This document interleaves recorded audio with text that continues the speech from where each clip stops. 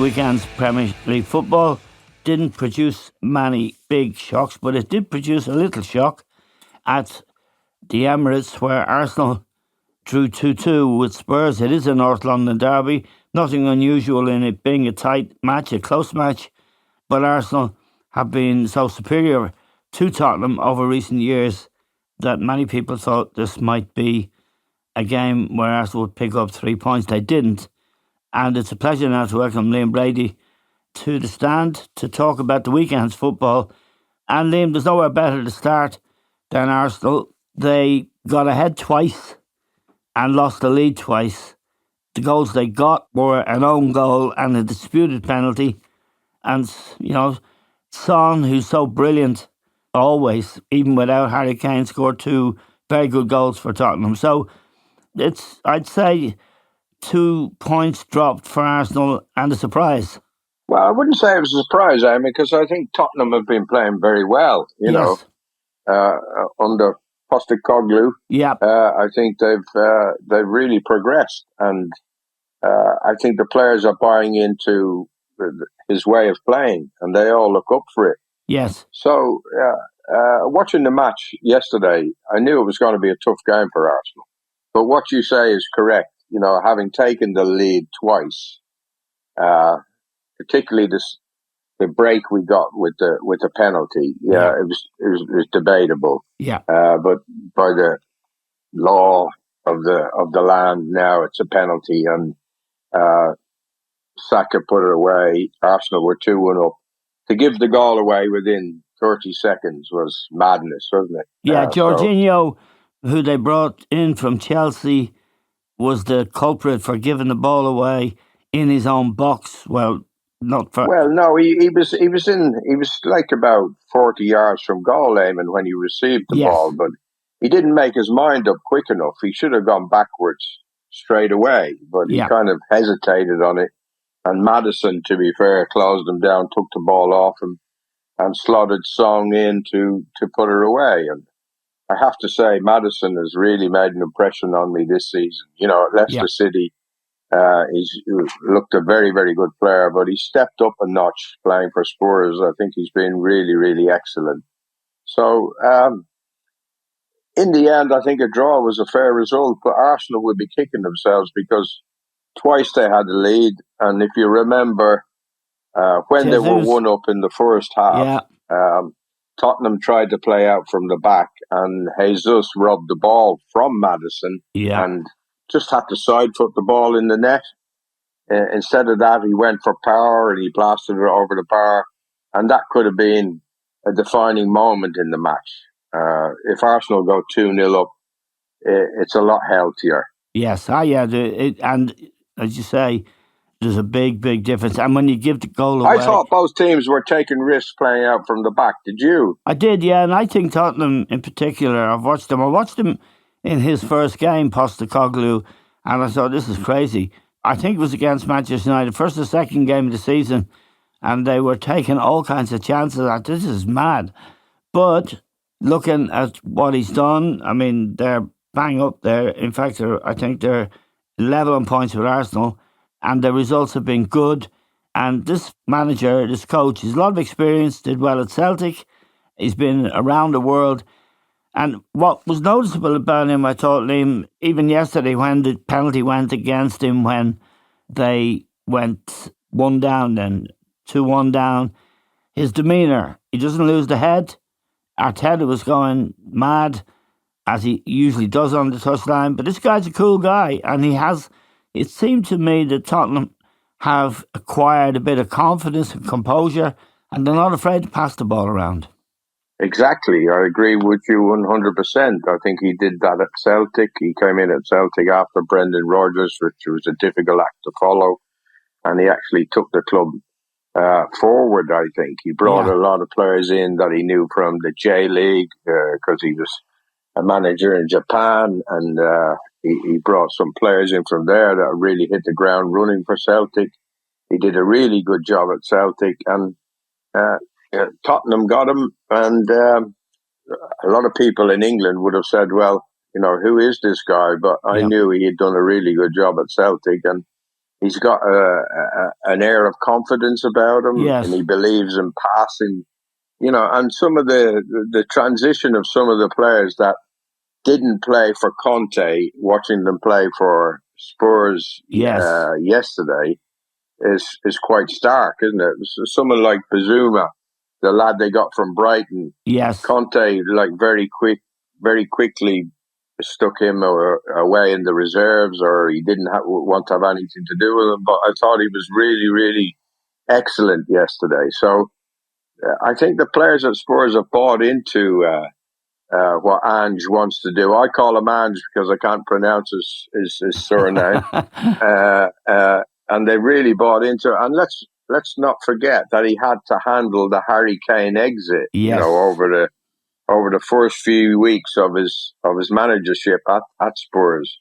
And I think he did that very, very well. So I think it was a great result for Spurs and a little disappointing for Arsenal having taken the lead twice.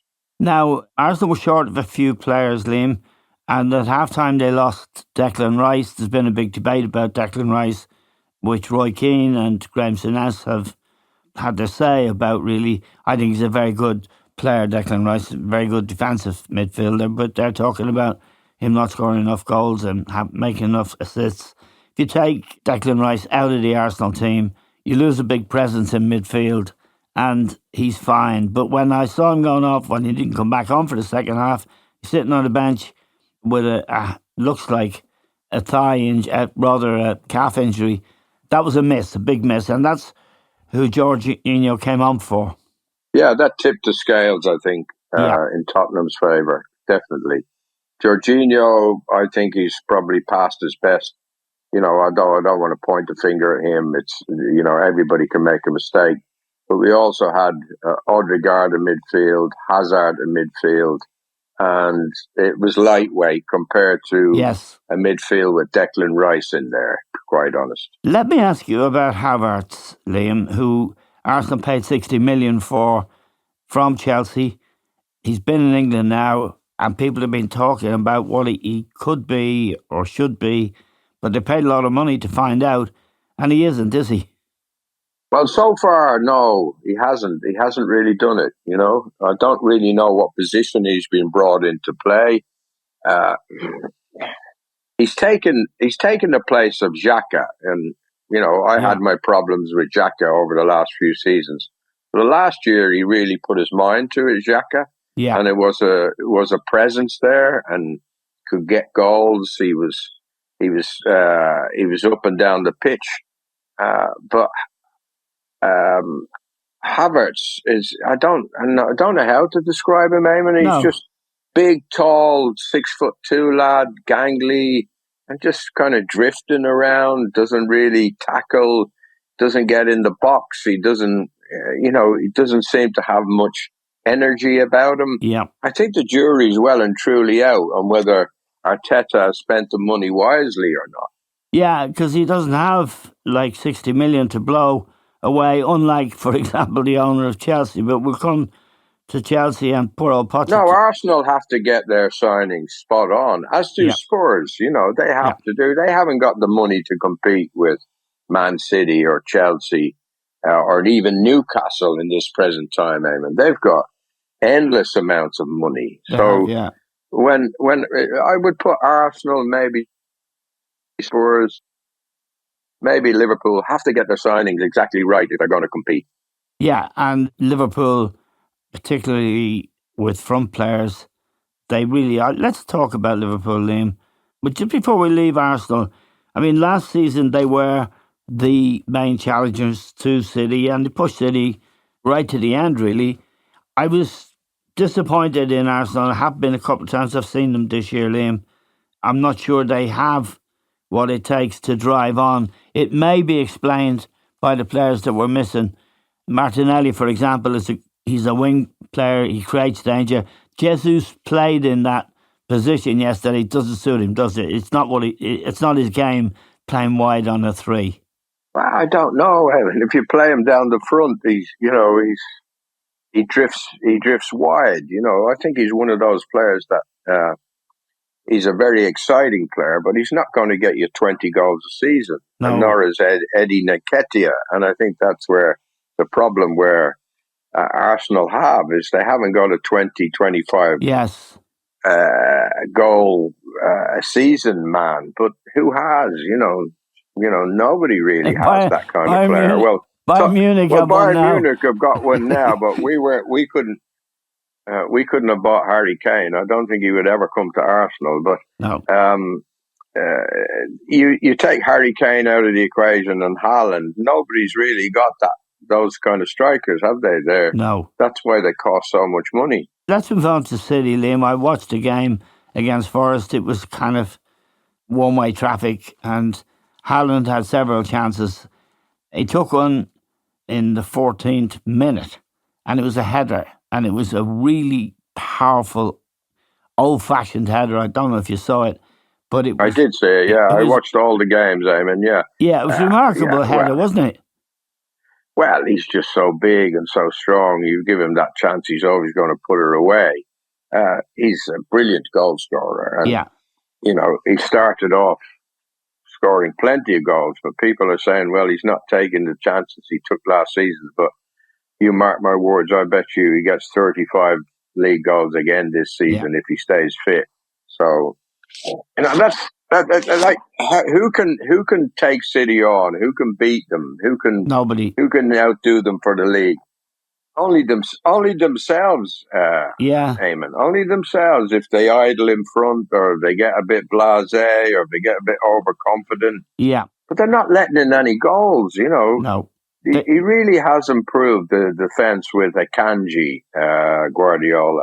Yeah, and Diaz as well, I think, is a very important player for them. And they all seem motivated again. In 6 games, they've only conceded 3 goals, so. Yeah, they've had an easy start, I have to say that, but I think you're right to point to their defence, which is now, even a player who was, crazy like the fullback, Kyle Walker, he's made a player. I think Guardiola's made a player out of him. He stopped him charging down the line like a madman. He holds him back. He's made him a good footballer, and he's done that around the team. And he seems to do it over the course of time, doesn't he, Guardiola? Yes, yeah. He's did it with John Stones. Ake wasn't always in the team. Yeah. He's very trustworthy now. You put him in the team. And Walker, as you say, has become the complete attacking full back. He just signed a new contract. I think that says it all. Yeah. Now, the only threat I see to Manchester City, and it's not really a serious threat. Liverpool, in terms of goal scoring, Liam, they have a lot of firepower. Nunez, who's really come good. Mo Salah, of course. Jota scored. They beat West Ham 3-1. And they have got a lot of goals in that team if they had a midfield, but particularly if they had a defence. They seem to give a goal up every time they play. West Ham scored 1 yesterday, and there's a big question mark around Van Dijk. You watched the match in the Aviva, I think, when we played Holland, and, even Adamida had the legs on him, and he was very lucky not to give away a penalty or a goal. He's lost that yard or two of pace, which for him was critical. So they are obviously weak at the back in relative terms, Liverpool, but they have firepower up front, Liam. I would agree with you totally there, yeah. West Ham had numerous chances. Yeah. Alisson made some really good saves. Yeah. Particularly from Bowen. I like Bowen playing for West Ham. I think we should give him a mention. Yeah, I think he's been pro, a very isn't he? exciting young lad. Yeah, he's got end product. He makes goals. He scores goals. And West Ham actually gave a very good account of themselves. But I would agree with you. Going forward, Liverpool probably have the best, let's say, attacking outfit to match Man City. I'm not saying they absolutely match Man City, but of all the other teams, I would say Liverpool have the best attacking force. But at the back, they're giving up chances. They're very, very slack. Yep. We talked about Trent Alexander down through the last few seasons. You mentioned Virgil van Dijk. I mean, he's casual. Ever since that injury he got, I don't know, 18 months ago, a couple of years ago, he hasn't looked the same player. So, yeah, Liverpool probably, as well as you, might pick to challenge, but how far they will challenge City, if City have focus and City have their heads on, I don't know how they can keep with them. Yeah, I agree with that. Just let me ask you about Brighton, Liam. They're third in the table. They're a point behind Liverpool and 3 behind City. Now, we've talked about them before. They're your hometown club. I watched them during the week lose a game to AEK Athens in the Europa League. But I don't think he played his full team. He certainly didn't play young Ferguson, who may be injured. But the third in the table, they qualified for the Europa League. It's still a superb achievement. The way that club is run, they sell players and they replace them. They lose managers and they replace them. And it's a guy called Tony Bloom who owns the club, runs the club, or at least makes the big calls.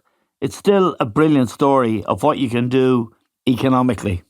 Well, absolutely, Eamon. They've come from, practically going out of football totally, going back. If you go back maybe 15, 16 years, they were on the brink of just disappearing from football.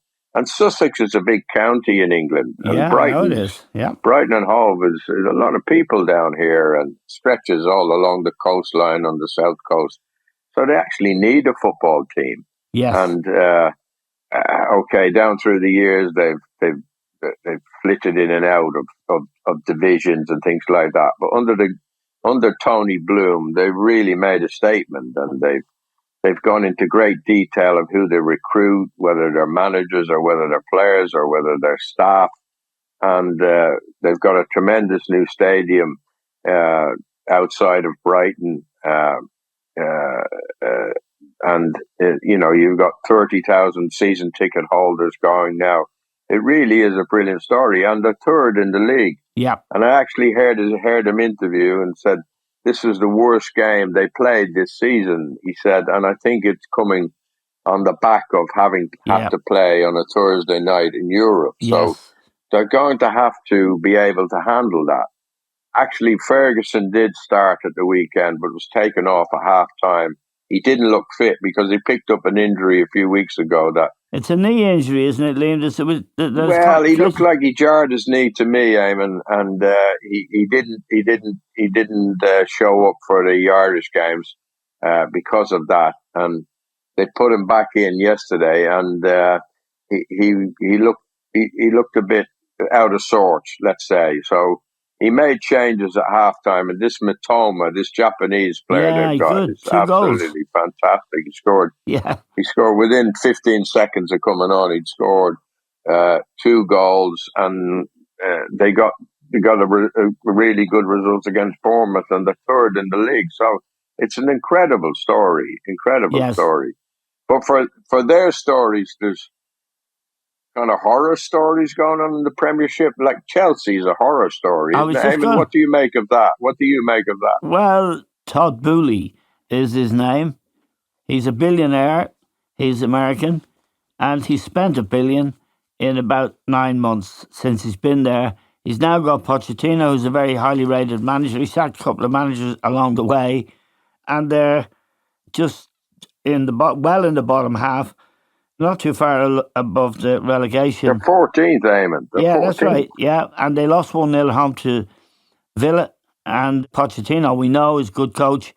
But they brought in so many players that they couldn't fit them all in the dressing room, and they had to get changed at the training ground in the corridors. So I think you're making that up now. I'm not. Come on. I think you are. I think that's the journalist in you coming out. No, I don't think that's quite the case. But they're not all able to go in the first team dressing room. That's what I mean. They might be in the reserve dressing rooms and they've cost 50, 60 million or 100 million. They might be stuck in with the resis. But, it's incredible. I was looking at Jackson, Disasi, Gusto, Sanchez, the goalkeeper. I don't know these guys. I just don't know. Every season they seem to have a new team, don't they? They do, yeah. And they have a guy called Mudryk, who Yeah, cost. I watched the highlights. He made a great chance for Jackson. He put a beautiful through ball in that Jackson Yes, should have scored from. But Mudryk is the Ukrainian kid that Arsenal tried to buy and Chelsea gazumped them, and he hasn't kicked the ball since he's gone to Chelsea. So it's a mess, Eamon. I don't know what's going on, and Pochettino's got his work cut out to make any sense of that club. yeah. And the other club, who I'd be interested in your take on Newcastle. They're owned by the Saudis now. They haven't gone mad in the transfer market, but they went mad against Sheffield United in Sheffield and scored 8 goals, all scored by different players. No goals for Sheffield United, who are one of those clubs who got in the Premier League, didn't give the coach who got them in there into the Premier League any money, and are just about, I'd say, to sack him. But Newcastle, I watched them, and I'd be very interested in your take. I watched them play AC Milan, Newcastle, away in the San Siro in the Champions League game during the week, and I was very sad to see it. Milan have nothing. They were beaten 5-1 a few days before by Inter in the local derby, and when you think of the great players that played for Milan and what a great club it always has been, it was really sad to see them labouring to a 0-0 draw with Newcastle at home. Well, Italian football, Eamon, if you judge it in the scheme of things of European football now, it'll probably rank 4th, where it used to be number 1, going back 15 years. So that was no surprise. Actually, I thought Newcastle should have gone there and got a win, to be quite honest. Yeah. But I find Eddie Howe, he's very cautious. Very conservative, yes. That might sound like I'm disagreeing with myself when they go and win 8-0 at Sheffield, but Sheffield United were awful, and Newcastle just. I fear for the 3 promoted teams, Eamon, that they could go straight back down early. Yes. So their fate probably. Christmas that the Luton, Sheffield United and Burnley might be already gone back to where they came from. Yeah, Luton have spent no money either.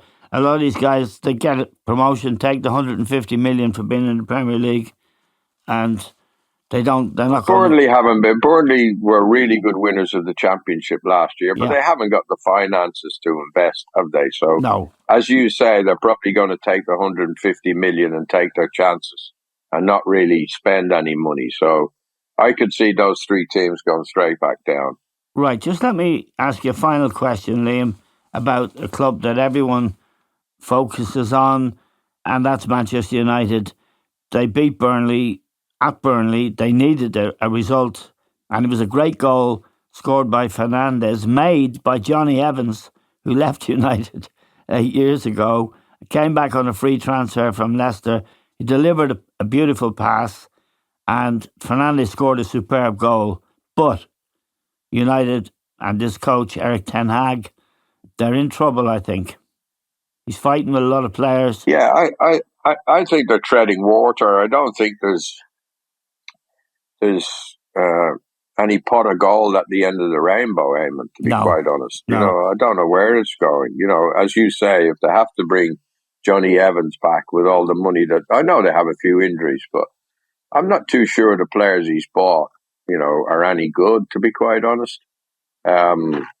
Defensively, I think they're always going to struggle. He keeps chopping and changing the right back. He's chopping and changing the centre backs.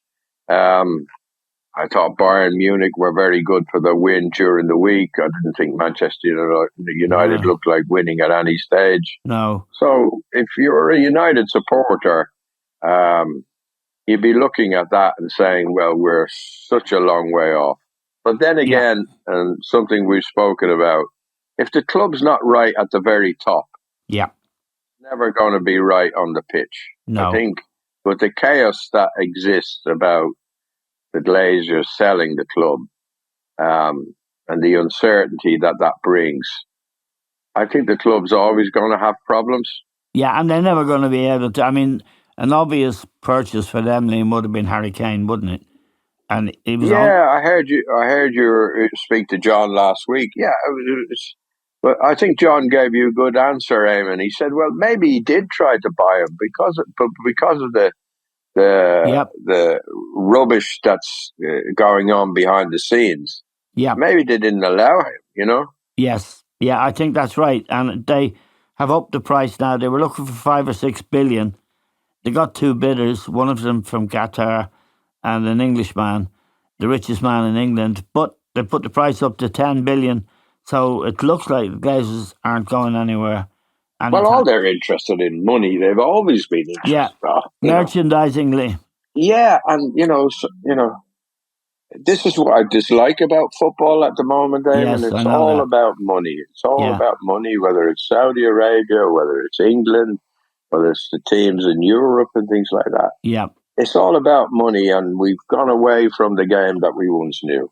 I agree, and I think it's leading. Just my own view, Liam, is that if English clubs keep winning the Champions League and maybe get 2 of them getting to the semi-final every year, I think it will lead. And the Premier League sucks in so much money. It's sucking in all the best players, most of the leading coaches. That's the Spanish, the Italians, the Germans will say, hold on a minute, and there will end up being a Super League and it will include some English clubs, but the game can't go on the way it is with the imbalance in money. Again, to go back to that AC Milan Newcastle game last week, where Newcastle were able to go there and get a 0-0 draw comfortably. If you lose a club like AC Milan, well, you've lost something. But AC Milan would be lucky to finish in the top half of the English Premiership at the moment. That's the truth. Yeah, that is the truth. To some extent, I agree with you. Yeah. Like, these championship clubs are getting more money from television than German Bundesliga clubs. You know, so the championship players it probably has to change. It probably has to change. Okay, Liam, it's great to talk to you, and we know that you have a book coming out in October, which everyone is looking forward to reading. And there was a repeat of the documentary that your friend made last year with you, revisiting Italy in particular. It was absolutely... I haven't got any royalties from that, Eamon. I don't earn from that. You don't maybe have royalties, but it certainly is a great sort of testimony to your sophistication and your ability to speak Italian, which I envy, and all the wonderful times you had in Italy. And also, there's one thing that's struck me about that, and most people who watch it, I think, will have been struck by it as well, how they haven't forgotten and how warm they are when they see you and meet you. It was quite striking, not just Tardelli, who was, of course, a colleague and scored that wonderful goal for Italy against West Germany in, I think, 1982, when Italy won the World Cup, but also the people in the cities where you played, restaurateurs. Eamon, it's a religion over there. It's bigger than religion, Yes. And if you do well, they'll always remember you. And I had a great time there. I had a great time, and I'm glad I went. Put it that way. It was a big decision to go in 1980, but I'm glad I went. Okay, Liam. Well, it's great to talk to you always. We look forward to your book appearing, and thank you very much for joining us this week. It's a great pleasure, as always. That's Liam Brady, one of our greatest ever players, one of our smartest and most sophisticated observers of the game, and one of the best analysts there's ever been.